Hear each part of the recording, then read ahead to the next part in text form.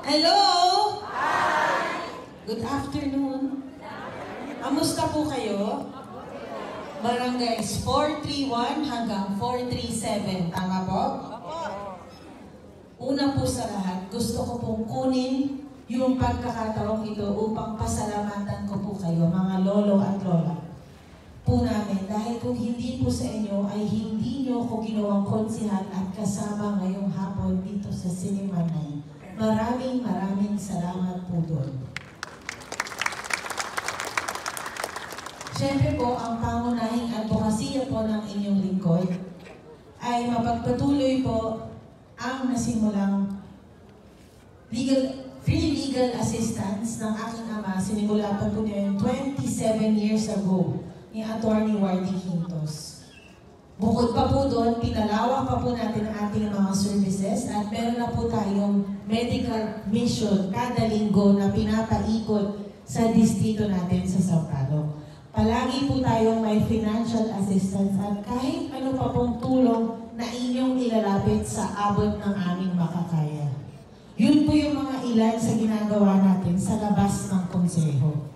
Pagdating naman po sa loob ng session hall or pag-session days po natin, ang ilan po sa mga ordinansang napasa na po ng inyong lingkod, ay una po dito ay lagi-lagi po tayo may sinusuportahan at inaakdahan TODA ordinance. Mahalaga po yun dahil yun po yung tumutulong sa mga kasamahan natin sa barangay na namamasada. At alam niyo po yun, pang-araw-araw kailangan po natin sila. Tama po? Sumunod po, meron tayong expropriation ordinance. Isa rin po tayo sa pangunahing may akda. Under po sa Land for the Landless program ng lungsod, kung saan yung mga beneficiaries ay matagal na po nagbabayad ng upa sa mga tinitilikan nilang lupain na balang araw ay mapasakan nila po o maging sila po ang pagmay-may-ari nun. At hindi na nila kailangan umalis pa po sa Sampaloc, sa distrito natin. Pangatlo pong ordinansa, Ordinance number 8905. Masaya po ako dito sa ordinansang to dahil ang beneficiaries po natin ay kayong lahat po. Lahat po ng senior citizens sa buong Maynila tuwing araw ng Miyerkules ay libre po maglabas-pasok sa Manila Zoo. So gamitin niyo po yun, buong taon po yun. Lahat po ng araw ng Miyerkules, buong taon. Pwede niyo pong gawing araw ng pasyal yun kasama ng mga apo ninyo, mga mahal niyo sa buhay, para po makarelax-relax. Pwede niyo hubang gawin yun? Sa mga sinabi ko po na iilan, Zone 44, pwede ko hubang ituloy ang mga serbisyong yun? Maraming salamat po sa sagot ninyo. Alam niyo po, ang isa po napaka-importanting rason kung bakit nandito sa harapan ninyo si Attorney Lady Quintos ay dahil po yun sa paniniwala ko sa isang tao.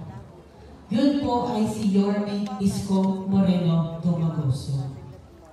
Naramdaman niyo po ba yung mga programang ibinabanyan yung siya ama ng lungsod noong 2019? Gusto niyo po bang bumalik at mas lalong madagdagan pa po yun? Sa tulong po ninyo at nating lahat, at lagi po nang itaas, makakasatubaran po yun ni Yorme Isko. Pwede mo bang maglambing si Attorney Lady? Pwede po? Pwede po sa lalong madaling panahon, sa susunod na mga buwan, araw, ay ibulong niyo po kaming lahat. Pwede niyo bang gawin yun para sa amin? Kasi po, napaka-importante po ng bulong ninyo.